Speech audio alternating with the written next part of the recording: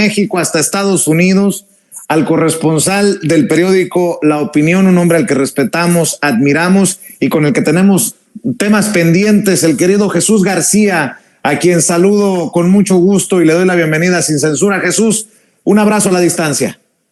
¿Cómo estás, Vicente? Un gusto. Y bueno, después de escuchar estos invitados que tenías, pues me quedo aquí como, ¿por qué no me invitaron a esa mesa? Al contrario, vamos a cerrar con la cereza del pastel, maestro. No, estas personas que tuvieron, bueno, no tengo todos los nombres a la mano, pero bueno, reconocidos en todos sus campos y con investigaciones importantes, como bien señalaban, y mis respetos total. Oye, y porque tú también haces investigación y has estado publicando sobre los temas, es que te admiramos, te respetamos, Jesús, y vaya que si hay temas en el ámbito binacional, ¿no? Te leía señalando que la derecha estadounidense también anda muy ardida por las declaraciones del presidente Andrés Manuel López Obrador a 60 minutos. Empecemos por ahí porque Milei llama ignorante al presidente desde Argentina, desde donde se compran bots por parte de la derecha mexicana. Desde España también andan muy alebrestados contra el presidente Andrés Manuel López Obrador. Pues no sorprende, pero sí hay que analizar cómo la derecha estadounidense también le cuesta trabajo digerir la narrativa del presidente de una corresponsabilidad y que si hay violencia en México, no se confundan, es también culpa de ustedes, le dice a ese sector conservador en Estados Unidos a través de la CBS, Jesús. Así es, esa entrevista que me pareció bastante buena, la verdad, son temas complicados. Hay que reconocer que el presidente López Obrador, pues es un viejo lobo de mar, sabe cómo salirse por la tangente, eso hay que reconocerlo. Entonces, como periodista, pues tienes que saber cómo abordar las preguntas. Eso es parte, digamos, del trabajo que tiene que hacer. Y la periodista de CBS, pues bueno, es muy buena. Logró hacer las preguntas, evidentemente, no las respuestas que quizás ella estaba buscando, que se esperaba mucha gente, pero el contexto que establece y cuando vemos cómo se publica ya la entrevista y cómo se liberan algunos fragmentos que no fueron liberados durante la transmisión, pues hay un acotamiento en cuanto a lo que está señalando el presidente López Obrador. Sin embargo, bueno, destaca el mensaje que él manda y que es bastante claro. Me parece también que eso obvio desata pues las críticas de los sectores más conservadores en Estados Unidos, particularmente de líderes republicanos que, bueno, no son nuevos, son los que hemos visto que han estado lanzando críticas a México, ¿no? Esos que incluso han propuesto y puesto sobre la mesa aprobar algunas acciones militares en México, ¿no? De forma unilateral y que incluso han impulsado proyectos muy concretos en el Congreso de los Estados Unidos que no han avanzado porque, bueno, no tienen un respaldo realmente importante, quizás sí dentro del Partido Republicano, pero no dentro de los demócratas, que alguno que otro por ahí, que yo diría trasnochado, pues bueno, ha estado siguiendo también parte de esta retórica. Y yo diría que son menos de 5, básicamente, los que yo he visto del Partido Demócrata que han, digamos, apoyado estas ideas. Entonces, empezando por el presidente de la Cámara de Representantes, Mike Johnson, yo creo que el que realmente se molestó mucho porque el mensaje fue muy directo, el presidente mexicano lo llamó irrespetuoso por la forma en que se refirió justamente a México y al propio presidente sobre el trabajo que se está realizando en materia migratoria y esta expresión que nosotros también la destacamos mucho de una reunión que tuvieron, hay que poner el contexto. Mike Johnson estuvo en una reunión con el presidente Joe Biden en la Casa Blanca y los otros líderes del Congreso para hablar del proyecto bipartidista de inmigración que hay que acotar, los republicanos congelaron en el Congreso. Los republicanos no lograron avanzar. ¿Por qué? Porque esto hubiera significado un aporte importante para el presidente Biden y su proceso de reelección e iría en contra justamente del expresidente Donald Trump, que ya no podría presumir, digamos, de esta crisis migratoria que los republicanos han destacado mucho. Entonces, se logró, digamos, de algún modo llegar a un acuerdo bipartidista que es bastante duro. De hecho, varios demócratas, principalmente aquellos del caucus hispano, ¿no? Que yo he entrevistado a varios de ellos y hablamos mucho sobre esto, que además no fueron integrados a este diálogo y que es un problema muy serio. Pues Mike Johnson habló sobre esto y una de las cosas que le dijo al presidente Biden, según en sus propias palabras, fue que se reimplementara el programa Permanecer en México. El presidente Biden le dijo que no podía hacerlo porque México no iba a aceptarlo. Y es ahí donde vino Mike Johnson señalando, pues bueno, nosotros somos Estados Unidos, México hará lo que Estados Unidos quiera, lo cual pues evidentemente es incorrecto porque México es un país soberano, es una democracia soberana, es un aliado de los Estados Unidos, es el principal socio comercial de los Estados Unidos, y el presidente Biden, eso sí hay que reconocerlo, lo ha establecido de esa forma muy claramente en las reuniones, tanto que se tienen como en entrevistas que se le han realizado, y que incluso otros funcionarios han seguido esa línea, tanto del Departamento de Estado, por ejemplo, principalmente, que son los que manejan el área diplomática. Entonces, este mensaje que el presidente López Obrador le envía a Johnson, pues evidentemente le caló y pues bueno, reaccionó como yo no esperaba de otra forma que reaccionara, de una manera visceral, sin reconocer que ellos están deteniendo un plan migratorio y que evidentemente hay un problema que los republicanos no quieren atender en este momento, aunque hay un proyecto que todavía está en el Senado y que todavía siguen empujando los demócratas, porque hay que también establecer que forma parte de un proyecto más grande, es decir, es un proyecto de seguridad nacional que incluye fondos para Ucrania, para Israel, de ayuda para Gaza, pero también la parte importante que son alrededor de $20 mil millones para la frontera. Eso incluiría enviar mayores agentes fronterizos, incluso acotar, por ejemplo, las peticiones de asilo, que es algo que se ha criticado mucho en defensores, por parte de los defensores de inmigrantes, además de desaparecer algunas otras protecciones, como una figura que se le conoce como parole. Entonces, Mike Johnson no reconoce todo esto y obviamente se queda en el terreno político, que es pues evidentemente criticable y superficial. Oye, Jesús, y solamente obviamente estos temas binacionales, es que podríamos llegar al New York Times, si me permites ponerlo. Yo sé que no estaba en agenda, pero ahora resulta que el New York Times pregunta quién podría influir en el resultado de las elecciones de Estados Unidos. El presidente de México. La migración es un tema crucial para los votantes en las elecciones de Estados Unidos, lo que le da a México un poder enorme para potencialmente moldear el voto. En momentos en que el personaje Javier Milei, presidente de Argentina, llama ignorante al presidente Andrés Manuel López Obrador de una manera burda y irresponsable, cuando en Estados Unidos, en la potencia, la primer potencia del mundo, están diciendo que tiene precisamente AMLO esa posibilidad de mover la balanza, querido Jesús. Sí, vi este artículo. Digo, la verdad es que me parece que darle ese ángulo es muy editorial, más allá de investigación. Yo pensé que era más bien un artículo de opinión. No sé qué está pasando con el New York Times, que es un periódico que yo evidentemente sigo respetando mucho, pero que da este tipo de información a veces y dices, bueno, ¿hacia dónde quieres realmente inclinar la balanza? ¿O qué es lo que cuál es tu estrategia sobre México? ¿Qué es lo que quieres hacer? O sea, no hay mucha claridad sobre eso. No es un problema nuevo. Hoy justamente tuve una entrevista con gente del Partido Republicano y justamente hablamos sobre el tema migratorio, que es uno de los temas más candentes, y ellos están muy marcados justamente en esta retórica que me llama la atención que el New York Times pues repita de algún modo, ¿no? De que México podría hacer más sobre esto. No solamente es eso, o sea, México puede hacer más, pero México no lo puede hacer solo. México no es el muro o no debería ser el muro de los Estados Unidos para eso.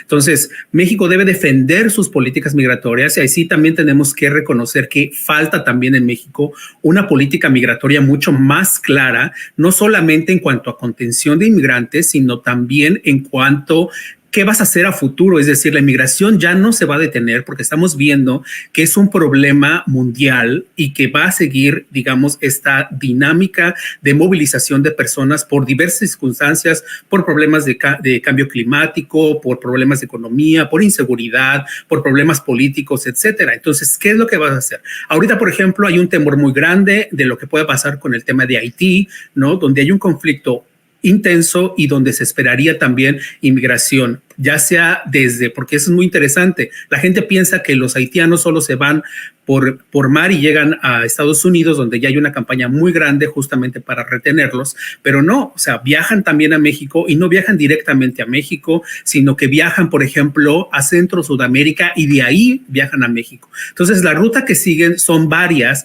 y eso evidentemente va a sumar mayor presión migratoria a México. Entonces, falta también, a mí me debe mucho todavía que haya un plan en México mucho más claro sobre esto, más allá de la represión, es decir, cuáles son las dinámicas que se van a seguir moviendo.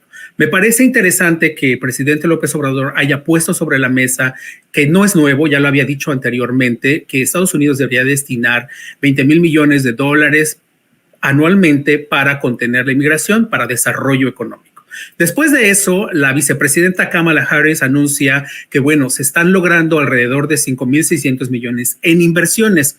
Pero aquí hay un truco, o sea, mientras la administración Biden presume esas inversiones, son inversiones que tardan varios años en llegar. No es que la inversión llega de manera inmediata y los proyectos se establecen de manera inmediata. No es como la ayuda que se envía, por ejemplo, ayuda militar a Ucrania, que es dinero que se manda de manera prácticamente inmediata, o sea, en un periodo muy corto, en menos de un mes, ese dinero ya, digamos, está corriendo por diversas fuentes. ¿Por qué? Porque en el caso de Ucrania, por ejemplo, que ha sido muy criticado, es decir, se manda mucho dinero, hay dinero que no se manda directamente.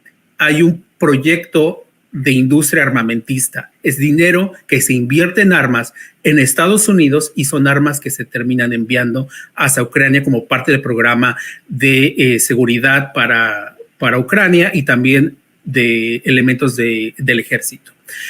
Y en el caso de Centroamérica no sería igual, es decir, se está buscando proyectos a más largo plazo para justamente contener la inmigración. Entonces, es un programa que Estados Unidos, el presidente López Obrador, me acuerdo que en 2018, cuando justamente recién había ganado la elección, mencionó parte de este plan de desarrollo que incluso el expresidente Donald Trump consideró como viable, pero no avanzó mucho en ello, y con el presidente Biden se establecieron, digamos, algunos lineamientos, pero no suficientes. Entonces, esta política de Estados Unidos yo no creo que cambie de contener, porque ya es demasiado, digamos, para ellos. No saben qué hacer con los inmigrantes. Se ha salido mucho de control. Eso sí hay que reconocerlo también. Incluso gobiernos demócratas aquí en los Estados Unidos, lo estamos viendo en Chicago, lo estamos viendo en Nueva York, se están quejando también por la cantidad de inmigrantes. Sí. Tampoco ayuda mucho y eso no es por porcentaje, es por, digamos, el impacto mediático que están teniendo los delitos que están cometiendo algunos inmigrantes, ¿no? Entonces, es lamentable que, por ejemplo, de 1 millón de inmigrantes, por así decirlo, que hay, hablemos de el menos del 1% comete algún delito y entonces eso se vuelve de un impacto nacional que se replica y obviamente genera un mensaje completamente negativo hacia la inmigración. Entonces eso sí es parte, digamos, de la problemática. Entonces México ha estado como un poco atajando en ese sentido. Mis respetos, por ejemplo, con lo que está haciendo la Secretaría de Relaciones Exteriores y el caso de la ley SB4 en Texas, que está sumándose justamente a estos argumentos jurídicos, apoyando a la administración Biden, señalando, bueno, que eso complicaría varias cosas, entre ellos no solo el tema migratorio, las relaciones diplomáticas y la relación comercial, que ahorita es muy importante para México y para Estados Unidos. Le pido, bueno, que México es el número 1 en este momento, se consolida como el principal socio comercial y que ha destacado el gobierno estadounidense en las últimas semanas. Hace, creo me parece 2 semanas o 3 semanas, el responsable del área del hemisferio occidental, Brian Nichols, lo destacó así. O sea, México es un socio grande, más grande que China, más grande que Canadá. Entonces, es la visión que se tiene ahora sobre México, no solamente por las exportaciones que hace México,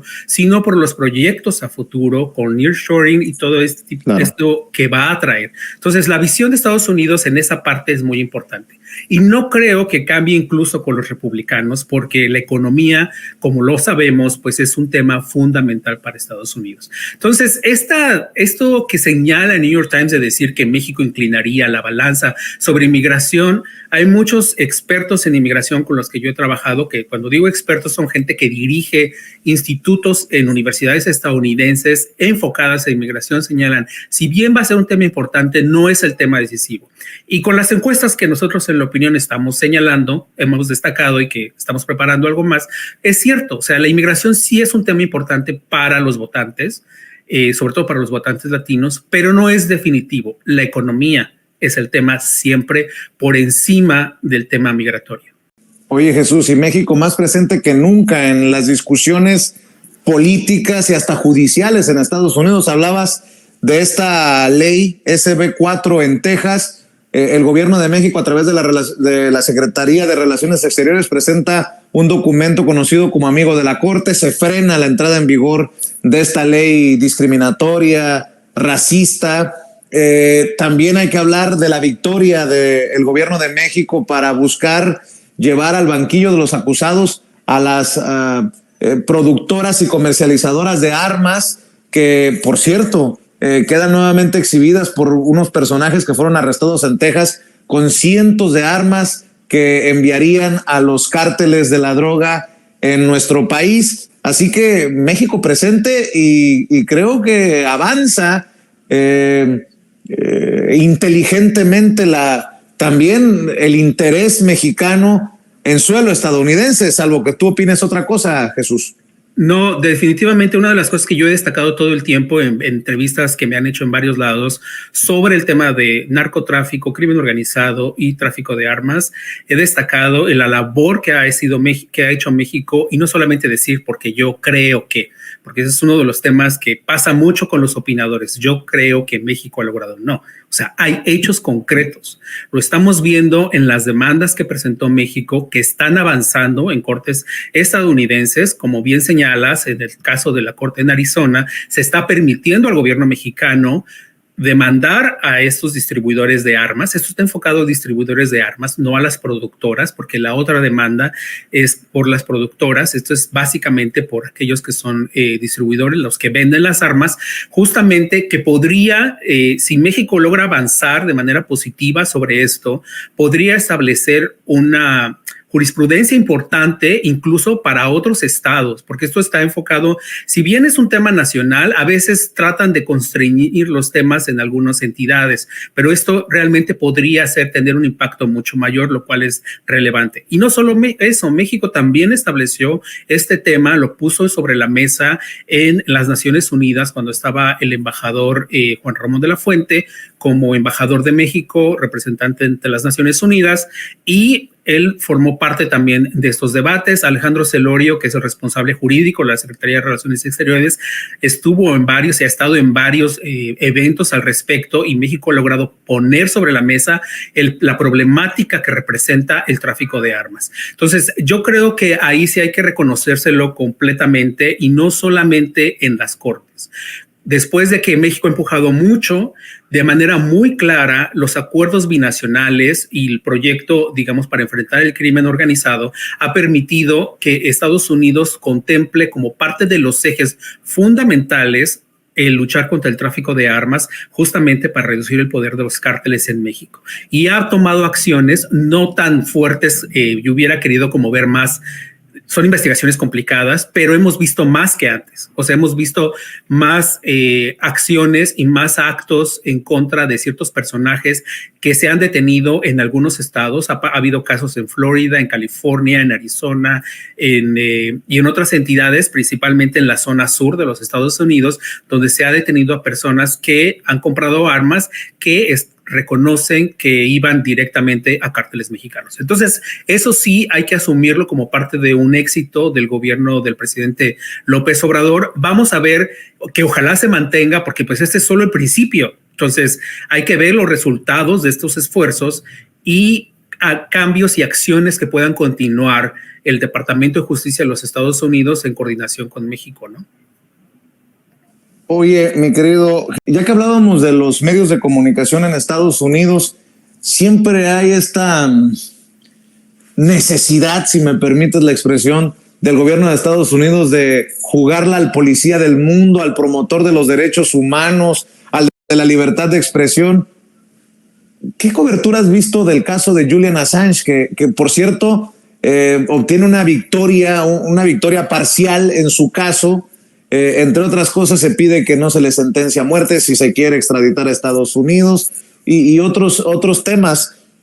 ¿Se le ha dado cobertura en los medios de comunicación en Estados Unidos, esos que, por ejemplo, respaldan a los disque atacados por López Obrador en México? ¿Qué nos puedes decir al respecto?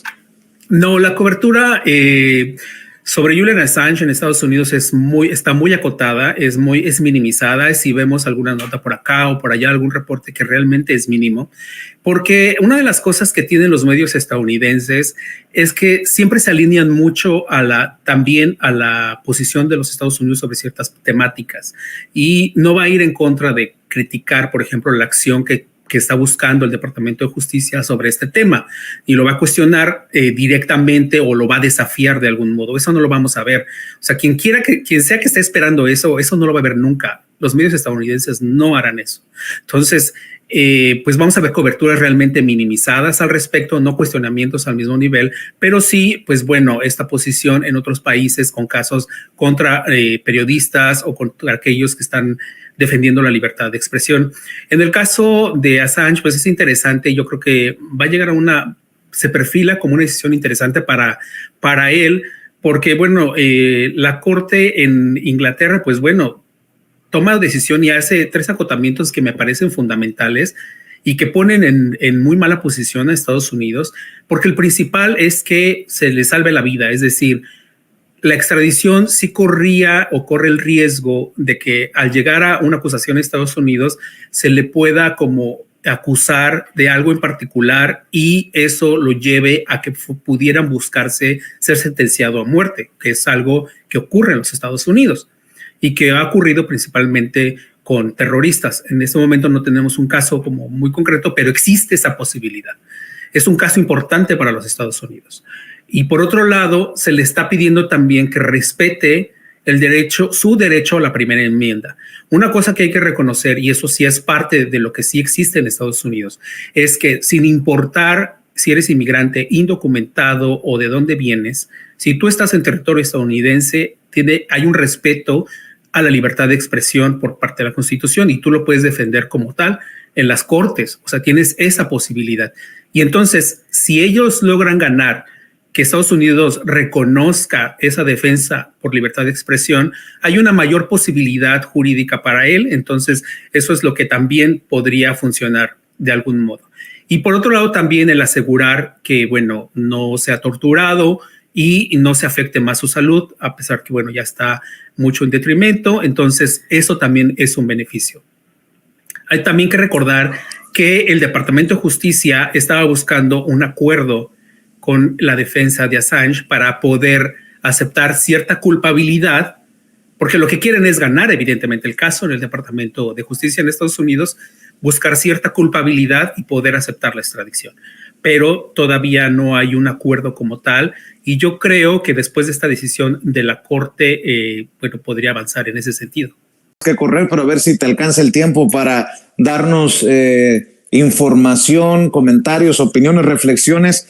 Por ejemplo, luego de las declaraciones de José María Aznar, el expresidente del gobierno español, amigo de Felipe Calderón, por cierto que le pusiste una tunda a Felipe Calderón en redes sociales por andar opinando de lo que él nos dejó, la violencia, ¿no?, en nuestro país. ¿Con qué cara Felipe Calderón critica que México está en el primer lugar en el índice de crimen organizado cuando tiene a su secretario de Seguridad Pública a punto de ser sentenciado? A lo mejor también tienes tiempo de darnos un vistazo a lo que ocurre en el caso García Luna, pero bueno, José María Aznar pide que Israel termine su operación en la Franja de Gaza.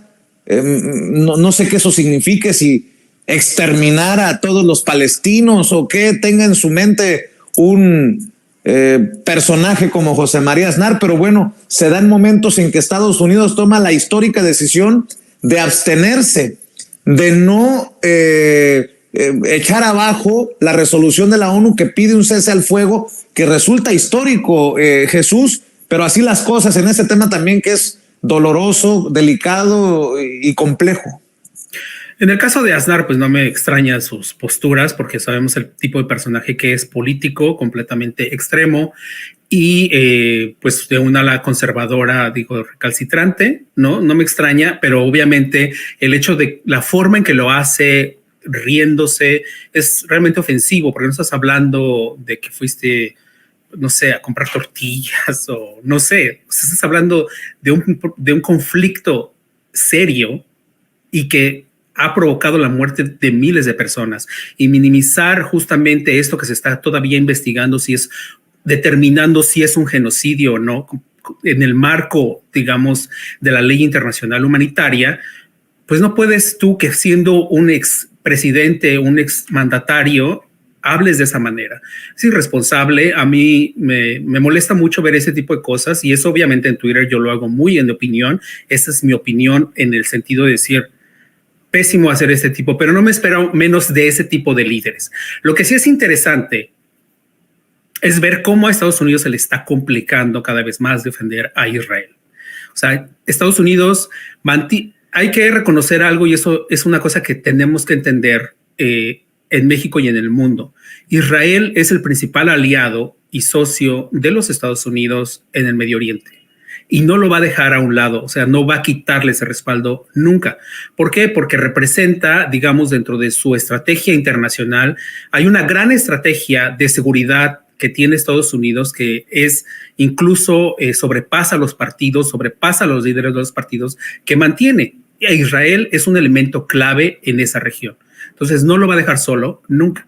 Lo que se le está complicando es que dentro de su propia política de defensa de derechos humanos, Israel está sobrepasando ya líneas, o ha sobrepasado ya líneas que Estados Unidos ha criticado en otros momentos, en otro tipo de conflictos, y no puede defender de esa forma. Por eso estamos viendo al presidente Biden y a otros funcionarios señalar que no quieren o no respaldan las políticas de Benjamin Netanyahu, que está empujando justamente para terminar, a lo que se refiere a Aznar, el trabajo. Es decir, para ellos terminar el trabajo en esta justificación es terminar con el grupo terrorista Hamas, pero sin importar consecuencias. Es decir, al costo que sea, y el costo que sea es la muerte de más de 32,000 personas, la mayoría niños y mujeres, ¿no? Estábamos viendo las últimas cifras reconocidas por Naciones Unidas de casi 13,000 niños muertos en esa región, y el problema de la hambruna que se está desarrollando. O sea, ya no es que se desarrollará, ya se está desarrollando. Que Estados Unidos tenga, digamos, de algún modo las manos atadas por parte de su principal socio, y a quien le sigue enviando dinero porque recién se aprobaron nuevos fondos para enviarle de ayuda militar a Israel, que lo restrinja de proporcionar ayuda, pues es complicado. No sabe, incluso aquí en reuniones conversaciones que se tienen con la gente de seguridad nacional de la Casa Blanca, es difícil para ellos como enfrentar ese tipo de cosas. Es muy interesante, y lo voy a relatar así. Estaba en una conferencia con el portavoz del Consejo de Seguridad Nacional de la Casa Blanca, John Kirby, y en ese momento fue cuando Israel estaba muy molesto por la decisión de las Naciones Unidas, cuando Netanyahu dijo que no tenía intención de enviar a este grupo político a la Casa Blanca para hablar sobre la problemática. John Kirby se quedó sin palabras cuando se le hizo la pregunta al respecto. Solamente dijo, bueno, no estamos de acuerdo, y no quiso ahondar. O sea, es la complicación que tienen justamente ya en la relación con Israel. Pero repito, eso no significa que Estados Unidos vaya a romper con Israel. Eso no va a ocurrir nunca, por lo que ya he explicado, pero sí hay una complicación en la relación, y por eso se ha estado empujando. Ya lo vimos con el líder de la mayoría en el Senado, Chuck Schumer, que en un intenso, muy buen mensaje que mandó sobre lo que está ocurriendo, creo que eso lo dejó muy claro sobre el sentimiento de muchos políticos en los Estados Unidos. Netanyahu es un problema para Israel y para Estados Unidos, y entonces por eso empujar que haya un cambio de liderazgo en ese país para implementar una estrategia distinta a lo que él y su grupo político está implementando.